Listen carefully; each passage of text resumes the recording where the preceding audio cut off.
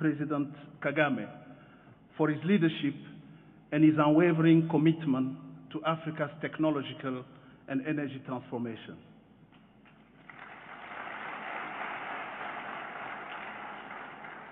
Rwanda demonstrates that with vision, discipline, and ambition, an African country can become a model of innovation and resilience.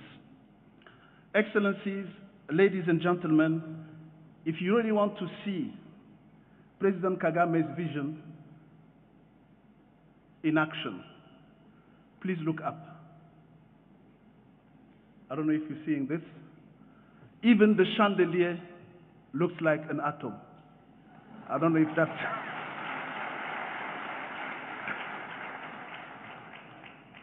So Africa is living through a historic moment. Nearly half of Africans still lack reliable access to electricity.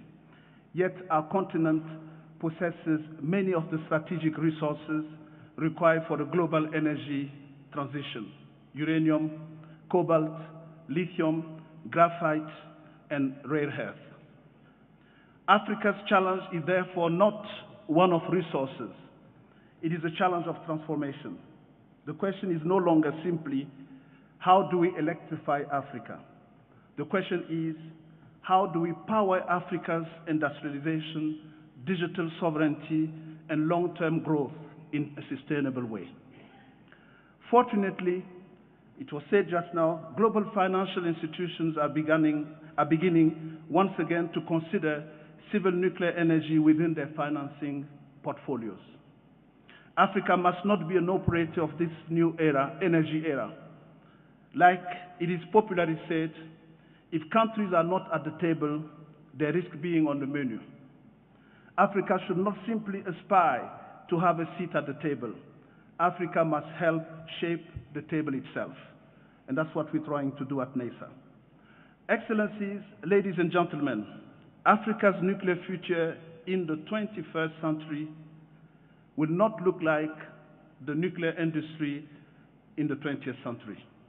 Small modular reactors and micro modular reactors are game changers. This technology offers greater modularity, enhanced safety, shorter construction timelines, and better adaptation to our electrical infrastructure. But they also open new possibilities, not only for electricity generation, but for industrialization, clean hydrogen production, and the digital infrastructure of the future. And here, allow me to underline an important global signal. The world's largest technologies companies, Microsoft, Google, Amazon, and Meta, are now investing massively in nuclear energy. Why? Because artificial intelligence and data center require enormous quantities of stable electricity. The digital giants have understood one essential truth.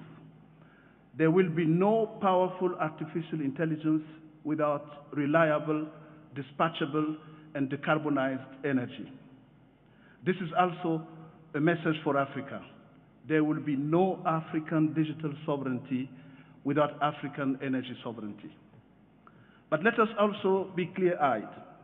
Ambition are good intentions alone and will not be enough to materialize that future. Financing will remain a central challenge. The cost of a capital remains high.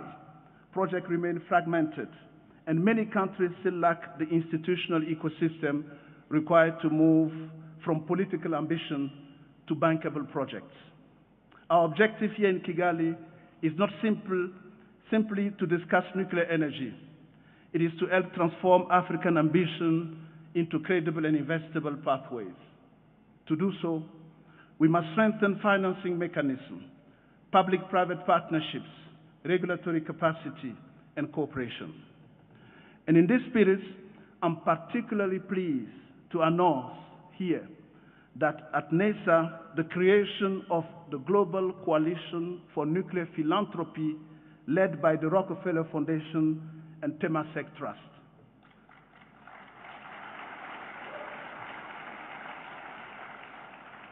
They are joined by other nuclear philanthropists and partners committed to mobilizing capital in support of safe, secure, and equitable nuclear energy deployment worldwide.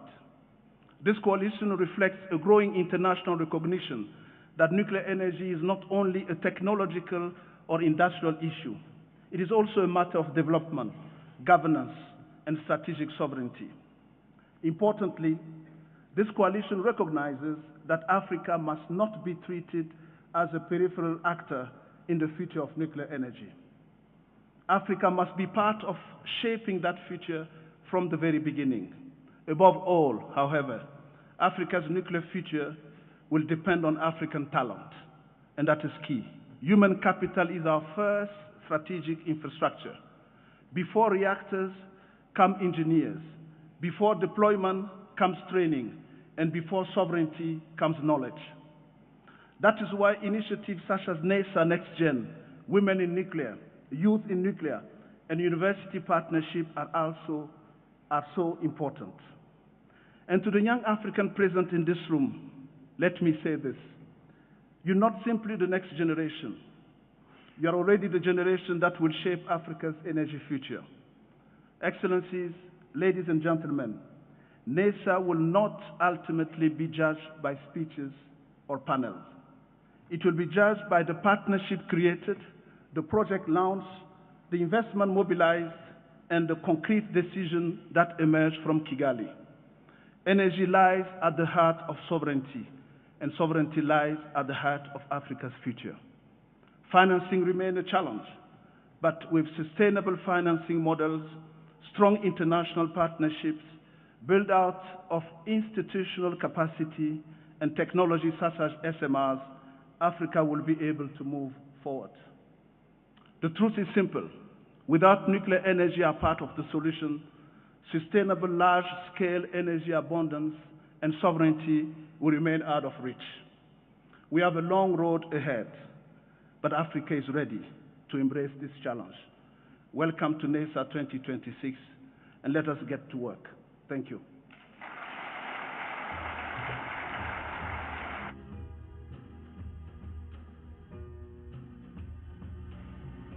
A very big thank you, Dr.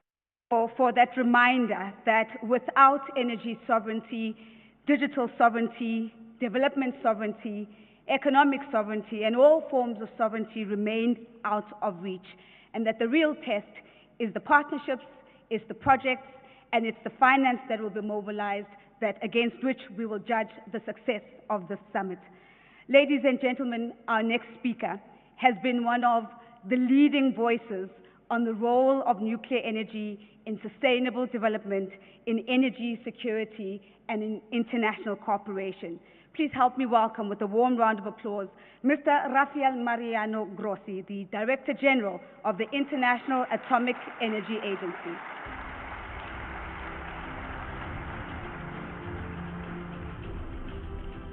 Good morning, Madam President, Monsieur le Président, dear friends. 1 year ago, more or less, we were here, we came for the first time for this conference organized by my good friend, Lassina Serbo, with this idea of bringing together policymakers, but also companies, institutions across Africa, and also from other parts of the world, for what has been discussed. You saw this very nice video, and in Lassina's words, also a good description of what is going on in the world. So I think we are very clear in that at the present international juncture, the issue of energy and energy security and how to facilitate and guarantee for every nation, and in particular in this continent, has become central to facilitate progress and economic growth. Without it, it will simply not be possible. It was said. The statistics are there. We know the needs, we know the pace and the projected electrification growth in Africa, which is impressive. We also know the gaps that still exist in the continent with roughly 500 million Africans still without the benefits of energy and electrical power. But the difference is now that we are understanding what are the levers, what are the instruments that may be there for us to bridge that gap and to improve things. And in that context, nuclear. From the perspective of the International Atomic Energy Agency, which is this organization of ours, the expression of the multilateralism, global multilateralism that exists since 1957. From the perspective of this organization, the issue is not so much to explain, not so much to advocate, but to really establish the connectors that will facilitate implementation of things, real things. How do we move from understanding that we have a technology, that there are certain gaps, and that this is also possible in Africa? And here is where the activity, Mr. President of the IEA, needs to be there to facilitate this this work. And how do we do this? Of course, there is a normative perspective which is important. We have the treaties, we have the conventions, we have the meetings where we set the stage for what needs to be done. But most importantly, I think, is to be here as we are in every different member state in Africa facilitating this. One very important thing is how we build capacity. You were saying just now that before sovereignty comes knowledge. Knowledge is key. And for us to be able, and for you to be able to host nuclear power plants, big or small, we need to capacitate, we need to train, we need to unleash the force of African talent, which is there, but needs to be reinforced. And this is why the IEA has been helping in all of these training, capacity building programs, education programs that are bringing this capacity here, which is indispensable.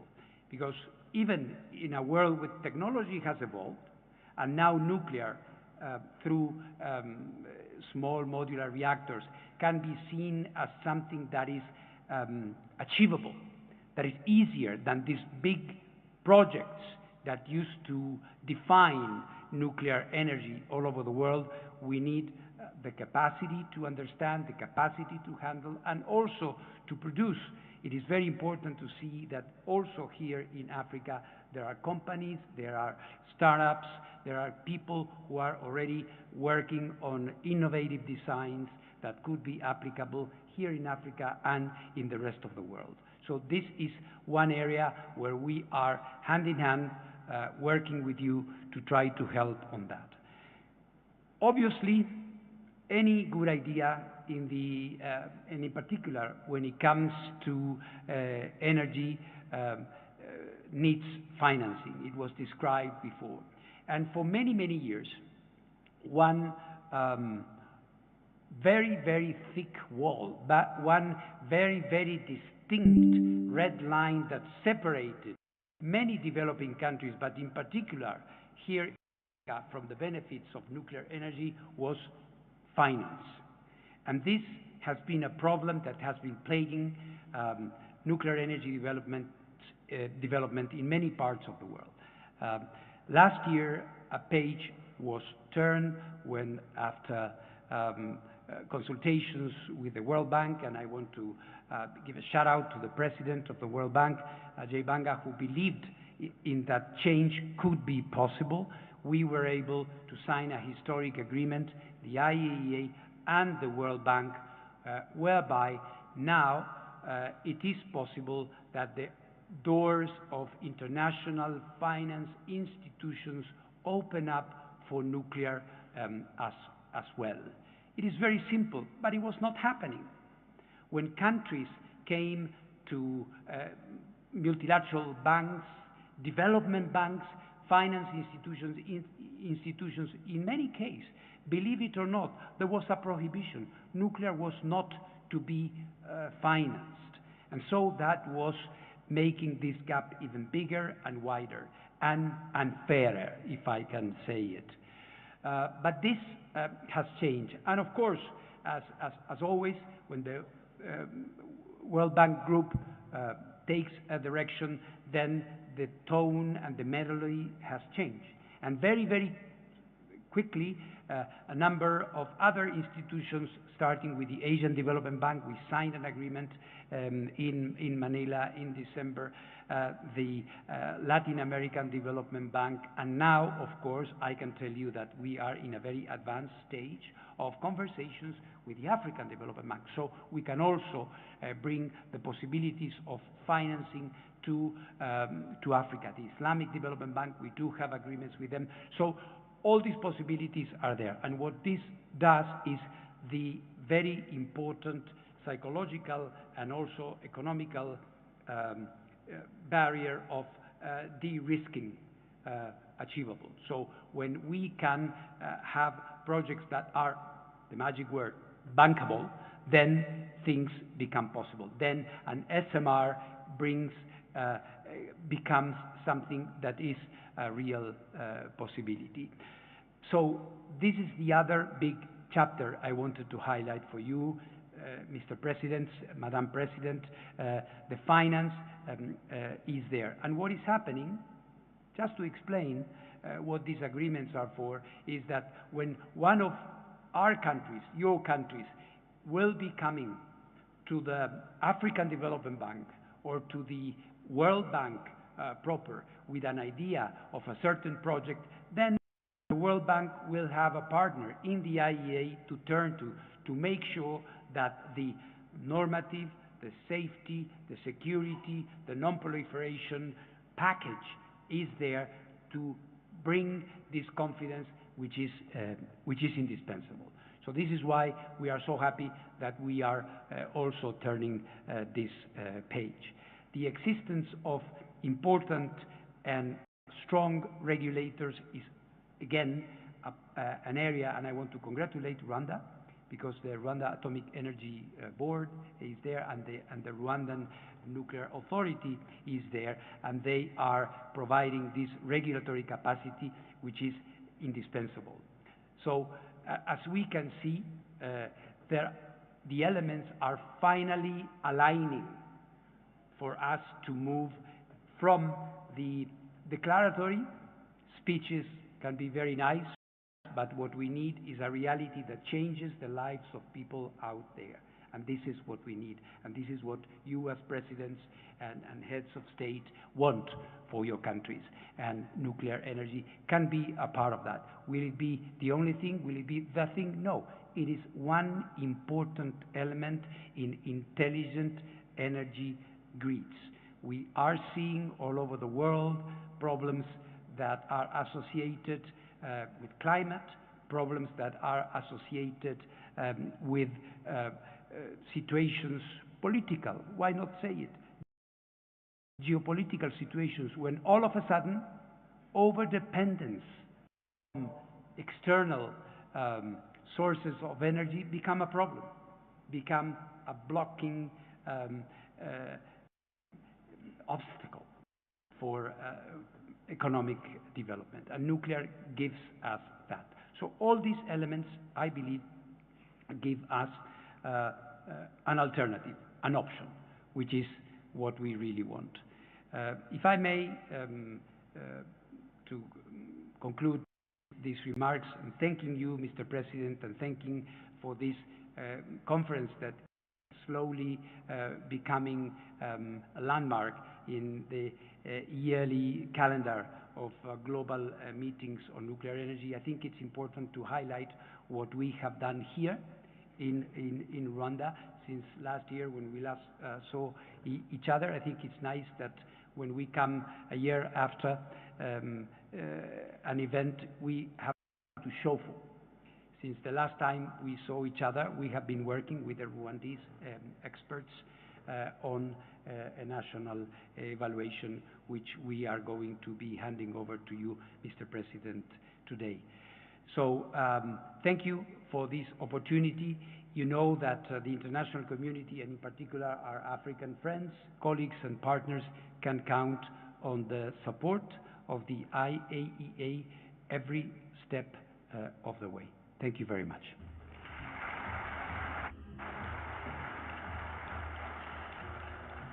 Ladies and gentlemen, what we have now is Mr. Rafael Grossi is going to be handing over a report to His Excellency Paul Kagame.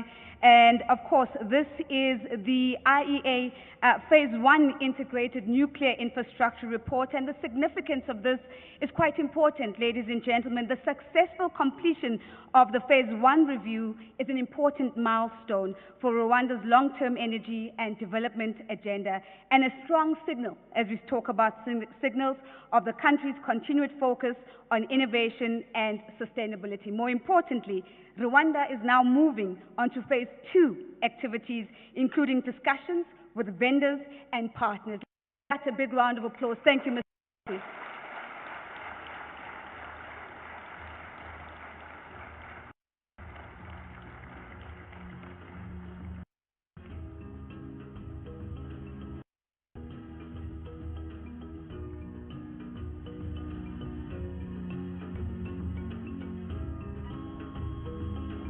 A final round of applause. Thank you so much, ladies and gentlemen. Thank you very much, Mr. Grossi. And there you have it, ladies and gentlemen, in the moment, a direct expression that yes, indeed, we have moved beyond explanations. We have moved beyond advocacy. It is about action, and it is about bridging ambition with these levers that we identify in the next 2 days that get us to that action. Now, as African nations explore the next generation of energy systems, of leadership and strategic foresight, all of these remain incredibly essential. And so our next speaker speaks to all of these themes and more. It's my absolute privilege to welcome Her Excellency Samia Suluhu Hassan, the President of the United Republic of Tanzania.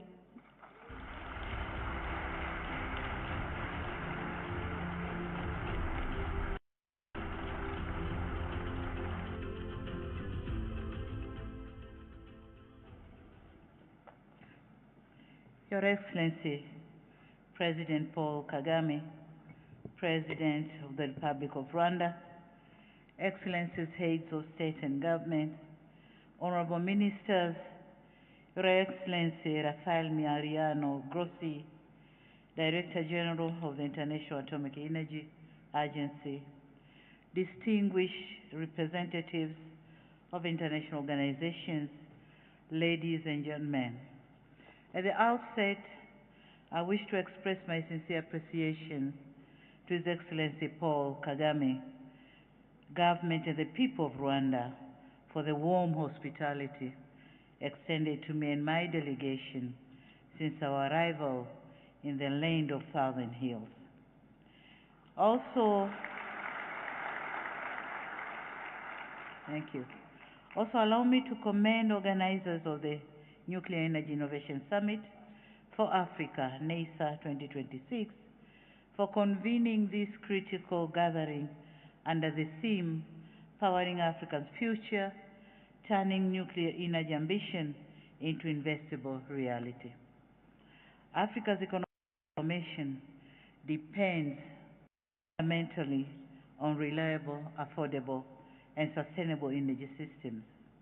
Across our continent, growing industrialization, rapid urbanization, expanding digital infrastructure, and increasing demand for manufacturing and mining activities require stable base load power capable of supporting long-term development. However, in considering future nuclear energy programs, several important issues must be addressed collectively. First is financing, which still remains a major challenge, and thanks to Gross, who told us that financing is there, but then the architecture has to be suitable for African countries. Africa needs innovative financing mechanisms, blending financing models and risk-sharing arrangements capable of making nuclear projects bankable and accessible. Second is regulatory preparedness and capacity, which are very essential. Safe, secure, and peaceful use of nuclear technology requires a strong regulatory system, skilled human resources, effective safety oversight, and adherence to international standards. Tanzania appreciates the important role being played by the International Atomic Energy Agency and other international partners in supporting African countries in these areas. Third, public confidence and awareness is critical to allay fears of nuclear threats and leverage on its opportunities. African citizenry should be aware and fully understand both the opportunities and responsibilities associated with nuclear energy development. Transparency, safety, environmental protection, and responsible governance must remain at the heart of all nuclear. Excellencies, Tanzania strongly believes that regional cooperation is essential for Africa's successful nuclear energy future. Thanks to President Kagame for championing the coordination of the nuclear agenda in Africa. Thank you very much, Mr. President. Through these partnerships with international organizations and peers, Tanzania looks forward to learning from global experiences and strengthening cooperation in nuclear energy transition. Now allow me also to recall the successful African Energy Summit held in Dar es Salaam in January 2025, which brought together African leaders, development partners, financial institutions, and private sector stakeholders to advance the continent's energy agenda. The summit adopted the Dar es Salaam Energy Declaration, which reaffirmed African collective commitment to accelerate access to reliable, affordable, and sustainable energy as a foundation for economic transformation and industrial development. The Dar es Salaam Declaration recognized further that no single energy solution can adequately address Africa's growing demand, and therefore encouraged African countries to pursue balanced and resilient energy strategies tailored to national circumstances. This discussion here in Kigali seamlessly complements the commitments made in Dar es Salaam by focusing on how emerging nuclear technology can contribute to Africa's broader transition and long-term energy security. Nuclear energy should not be used as competing with renewable energy, but rather as a competing broader effort to build the resilient, sustainable, and reliable energy system capable of supporting industrial transformation across our continent. Needless to say that this platform provides an important opportunity for Africa to move from ambition to implementation. We must continue working together to create an enabling environment that supports investment, strengthening institutions, and build the technical capacity necessary for long-term energy transformation. Excellencies, talking again of my country, in Tanzania, electricity demand continues to grow in line with the national development priorities under the country's Development Vision 2050. Our installed electricity generation capacity today exceeds 4,500 megawatts, while national demand is projected 8,000 megawatts by 2030, 20,000 megawatts by 2050. And it is in this context that Tanzania is advancing nuclear energy of our long-term strategy to diversify our energy mix and support sustainable economic growth. To this effort, we have developed an ambitious national roadmap for nuclear power development to support additional 1,000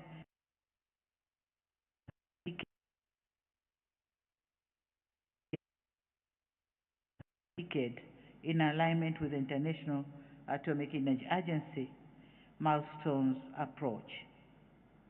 We also formulated the National Nuclear Energy Implementation Organization, or we call it NAPIO, to oversee the preparation and implementation of nuclear power program as required by IAEA.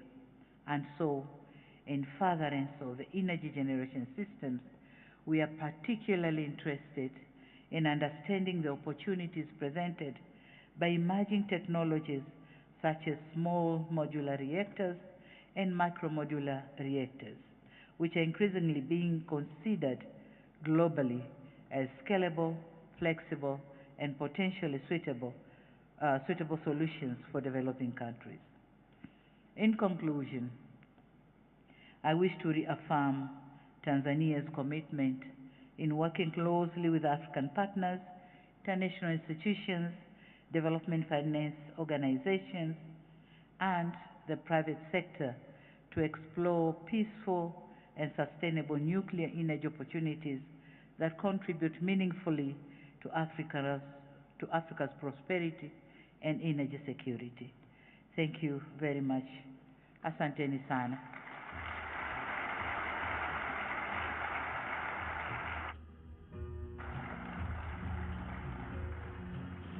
Thank you very much, Madam President, and of course, reminding us of the importance of a public confidence and awareness, and that of course sets us up beautifully for one of the conversations that we'll be having in the afternoon, which really looks at public trust and the public trust dialogues that are going to be hosted as part of NESA 2026.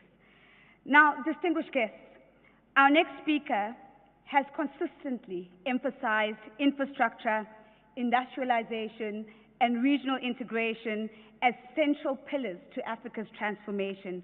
Please help me welcome with a warm round of applause His Excellency Fore Esozima Nyasimbe, the President of the Council of Togo.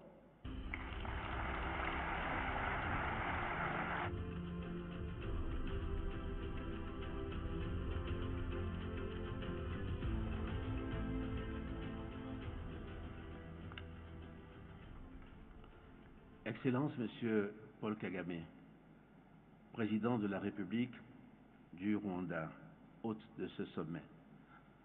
Excellence, Madame Samia Suluhu Hassan, Présidente de la République unie de Tanzanie, Mesdames et Messieurs les chefs de délégation, Monsieur Raphaël Grossi, Directeur général de l'Agence internationale de l'énergie atomique, Mesdames et Messieurs les directeurs généraux de grandes institutions du nucléaire mondial, Mesdames et Messieurs les investisseurs, les partenaires techniques et financiers, Mesdames et Messieurs les représentants des institutions financières, distingués invités, Mesdames et Messieurs, je voudrais avant toute chose exprimer au Président Paul Kagame et au peuple frère du Rwanda la reconnaissance du peuple togolais, reconnaissance pour l'hospitalité, reconnaissance pour le courage de la vision, reconnaissance pour ce leadership qui, une fois encore, ouvre à notre continent un chemin que d'autres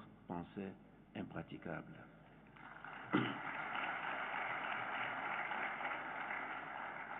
Monsieur le Président, Mesdames et Messieurs, il existe dans la vie des continents des moments où l'on ne se contente plus de constater, des moments où il faut décider. Kigali, ce matin, est l'un de ces moments, car la vérité est devant nous. Près d'un Africain sur deux n'a toujours pas accès à une électricité fiable. Le continent africain représente une part croissante de la population mondiale. Nos villes vont continuer de croître. Nos besoins industriels vont augmenter. Nos économies vont se numériser. Et tout cela exige une énergie que nous ne pouvons plus raisonnablement espérer obtenir des seules sources que nous mobilisons aujourd'hui.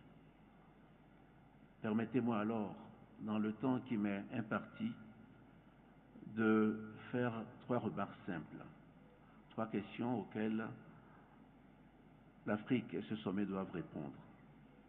La première question est celle de la lucidité.